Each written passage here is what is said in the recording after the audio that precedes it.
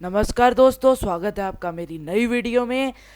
आपने मेरी वीडियोस देखी उसका बहुत बहुत शुक्रिया। अगर आपने मेरा चैनल लाइक और सब्सक्राइब नहीं किया है दोस्तों, कीजिए। मैं अपने पार्ट 1 और पार्ट 2 की साउंड के लिए बहुत शर्मिंदा हूँ दोस्तों, और उनका रीमेक जल्दी ही आएगा। और दोस्तों, अपने दोस्तों को भी बताइए इस चैनल के बारे में, और लाइक और सब्सक्राइब करना ना भूलिएगा। तो दोस्तों, आज हम इस चैप्टर को ख़त्म कर देंगे। ये लास्ट वीडियो है इस चैप्टर की। तो दोस्तों, हम पढ़ते हैं, आर दीज डिसीजंस डेमोक्रेटिक। तो दोस्तों, अब उन्होंने हमारे को ना एक सवाल कर दिया कि ये डिसीजन डेमोक्रेटिक है या नहीं है। तो दोस्तों, हम आगे बढ़ते हैं अब। So there are many institutions at the world level पे काफ़ी इंस्टीट्यूशंस हैं जो परफॉर्म करते हैं सेम फंक्शन जैसे कि वर्ल्ड गवर्नमेंट परफॉर्म करती है। वो कहते हैं वर्ल्ड लेवल पे जितनी भी गवर्नमेंट्स हैं वो भी सेम रूल्स की तरह ही फॉलो करती हैं जैसा कि बाकी गवर्नमेंट्स भी फॉलो करती हैं। बट वो कहते हैं हमारे को जानने की ज़रूरत है कि how democratic these organisations are. वो कहता है हमारे को पर ये जानने की ज़रूरत है क्या जो अंदर गोलमोल हो रहा है, करप्शन है, क्या वो इनको डेमोक्रेटिक रख रही है या नहीं रख रही है। The yardstick here is whether each of the countries has free and equal से इन डिसीजंस। तो वो कहते हैं यार्डस्टिक के हिसाब से, ये एक फ्रेज़ है इंग्लिश में, कि वेदर हर कंट्री में फ्री और इक्वल डिसीजन लिए जा रहे हैं, कि क्या हर कंट्री में वो डेमोक्रेसी है या नहीं है। In this light let us examine the organisation. वो कहते फिर हम एक चीज़ ऑर्गेनाइज करते हैं। Every one of the 193 states हैं, जैसा कि 1 सितंबर को बताया गया था, of the UN has one vote in the UN general assembly. सबके पास एक एक वोट है यूएस जनरल असेंबली में। It meets in regular yearly sessions under a president elected from among the representatives of the member countries. General Assembly is like the parliament where all the discussion take place. वो कहते हैं कि एक जो UN होती है वो भी बिल्कुल हमारे पार्लियामेंट की तरह ही है। वहाँ पर भी डिफरेंट मेंबर्स आते हैं, हर कंट्री से एक एक उनका रिप्रेजेंटेटिव आता है और वहाँ पर अपनी अटेंडेंस देता है। क्या पता साल में एक बार, 6 महीने में एक बार, या 10 साल में एक बार, या 5 साल में एक बार, ये नहीं इन्होंने लिखा है। In that sense the UN would appear to be very democratic organisation.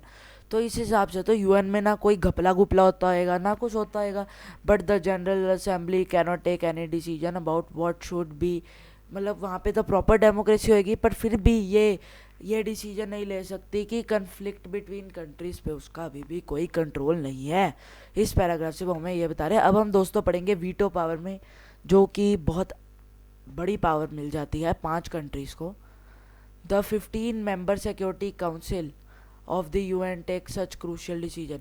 मतलब 15वां मेंबर हो चुका है अभी तक यूएन का जो क्रूशियल डिसीजन लेता है। मतलब उसके डिसीजन पे क्या क्या हो सकता है, वॉर्स हो सकती हैं। The council has 5 parliament members, US, Russia, UK, France and China. 10 other members are elected in the general assembly for 2 year. ये आप पढ़ लीजिए, इसमें कुछ बताने वाला नहीं। 5 मेंबर्स परमानेंट होते हैं जो वीटो के लिए इलेक्ट होते हैं, जिनमें से ऊपर वो दिए हुए हैं, और 10 ऐसे होते हैं जो सिर्फ 2 ईयर के लिए इलेक्ट होते हैं। द रियल पावर जो होती है वो इन 5 मेंबर के होते हैं। मतलब बाकी जो 10 होते हैं वो एवं ही अरे गरे होती है। कोई उनका मतलब इतना बड़ा वो नहीं होता। ये मेन बंदे होते हैं जो किसी भी डिसीजन को हाँ या ना करते हैं, तो वही माना जाता है। उन 10 की नहीं सुनी जाती। अगर इन 10 में से कोई करे तो इतना भाव नहीं दिया जाता है, इन 5 में भाव दिया जाता है। The permanent members specially the US contribute most of the money. तो जो वर्ल्ड बैंक या इंटरनेशनल म्यूचुअल फंड, इन मॉनेटरी फंड में जो भी मनी होती है वो सबसे ज़्यादा अभी तक का अकाउंट यूएसए का है। इट मीन्स दैट उसके पास उससे परमानेंट पावर कोई नहीं छीन सकता।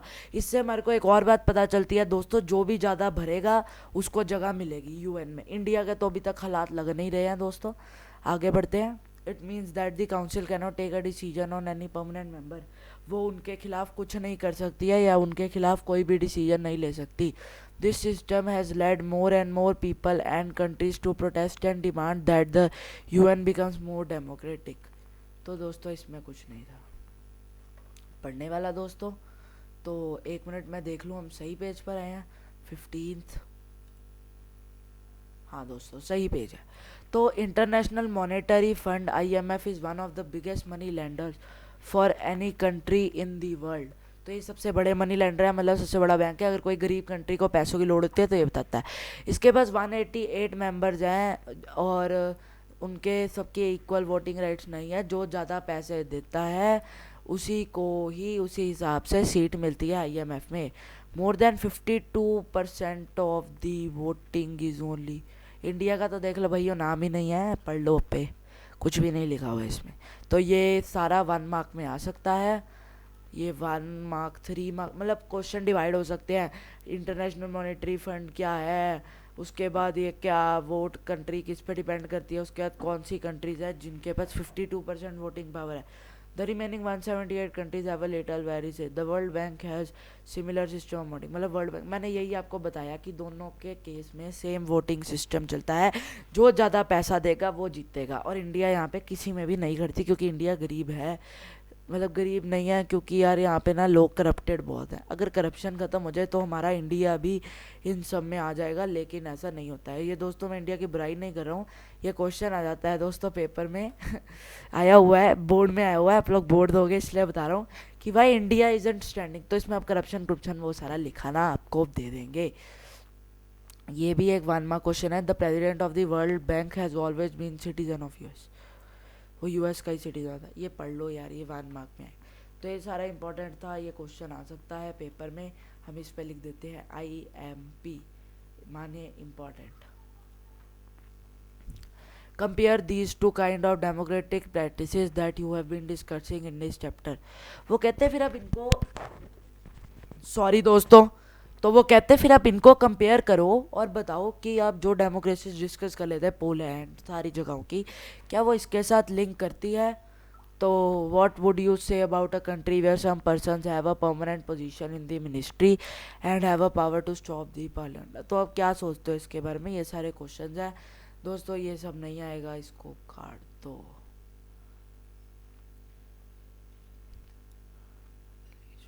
एक मिनट दोस्तों, मैं पढ़ लूँ, एक सेकेंड। ये भी दोस्तों नहीं आएगा दोस्तों, ये कोई ज़रूरत नहीं पढ़ने की आपको। अगर आपकी मैम कोई आंसर मार्क कराते हैं तो दोस्तों आप कर लीजिएगा। मैं आपको क्वेश्चन बता देता हूँ। If global institutions are not democratic are they at least becoming more democratic than before. दोस्तों ये क्वेश्चन है 3 मार्क्स का, और ये इसकी मार्किंग शुरू होती है दोस्तों, हमारी मार्किंग शुरू होती है ऐसे, nations are becoming more democratic than the earlier, ये सारा पार्ट।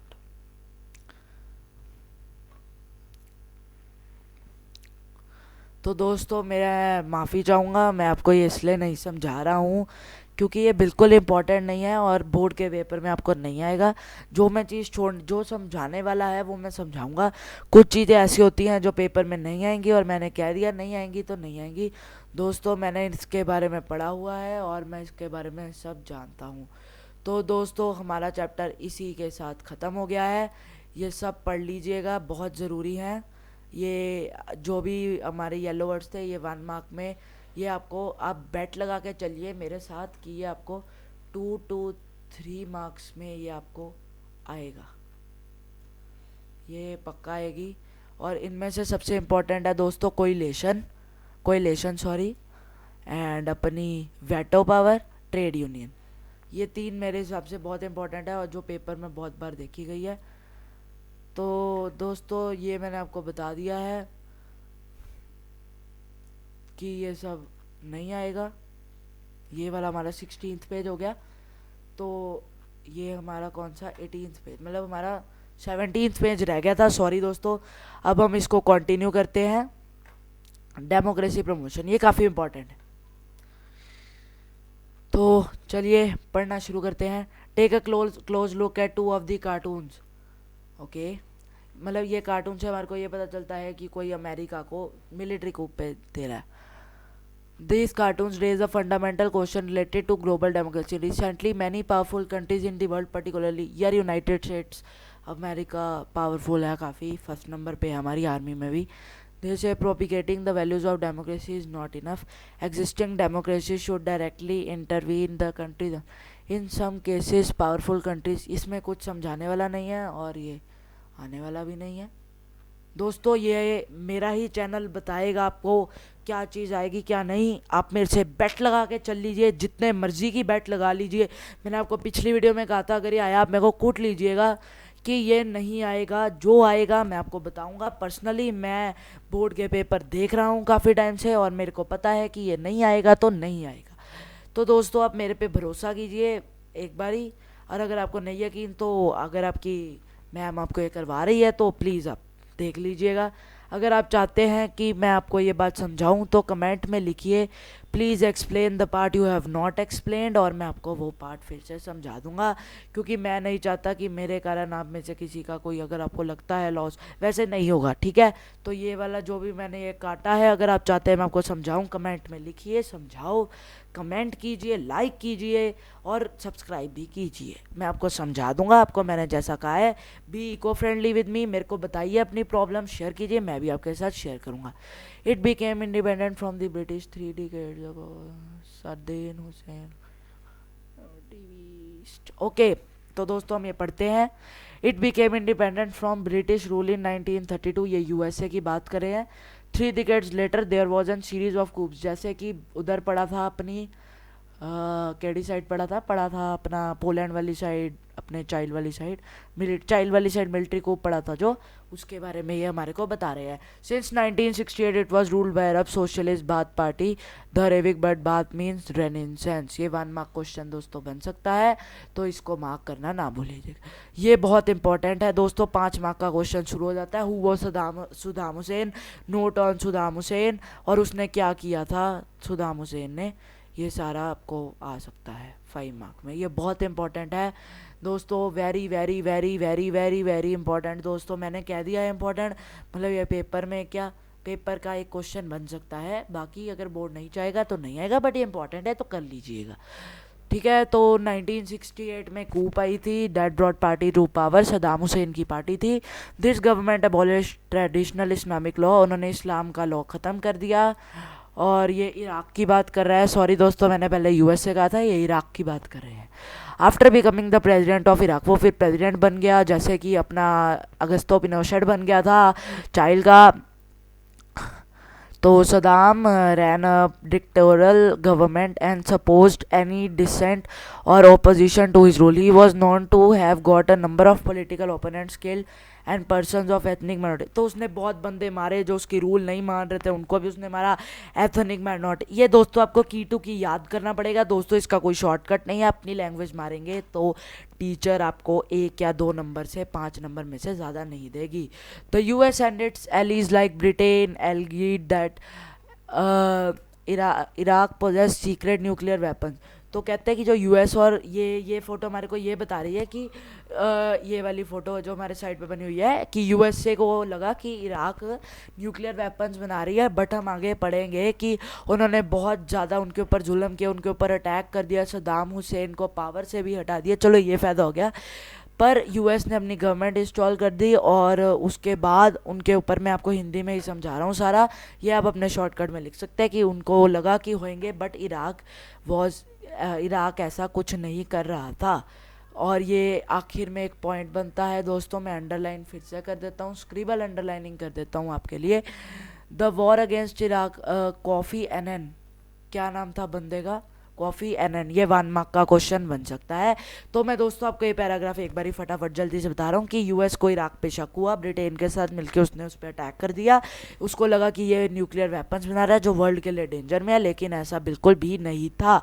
तो यूएसए ने मिलिट्री कूप को इराक से हटा दिया। चलो ये बात अच्छी हो गई, लेकिन उसने अपनी मिलिट्री गवर्नमेंट उधर भेज दी, और फिर बाद में उनको जब पता चला तो उसने कहा कि इराक पे जो वॉर की गई थी वो इलीगल थी, और सारा नाम यूएसए पर आ गया।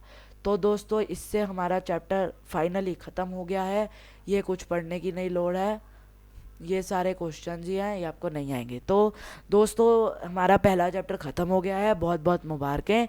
अगर आपको वीडियोस पसंद आई हो तो लाइक कीजिए, सब्सक्राइब कीजिए, पहली और दूसरी जो मेरे पार्ट हैं, तीसरा पार्ट सब आप देखिए। और अगर आपको उनकी वॉइस नहीं समझ आ रही है तो दोस्तों प्लीज़ कृपया करके हेडफोन लगा लीजिए। दोस्तों अब मैं अपनी अगली वीडियो में हिस्ट्री के पहले चैप्टर से शुरू करूँगा, तो दोस्तों, अगर आपको मेरी वीडियोस पसंद आई हो तो प्लीज़ लाइक और सब्सक्राइब कीजिए। आपका बहुत बहुत देखने का शुक्रिया।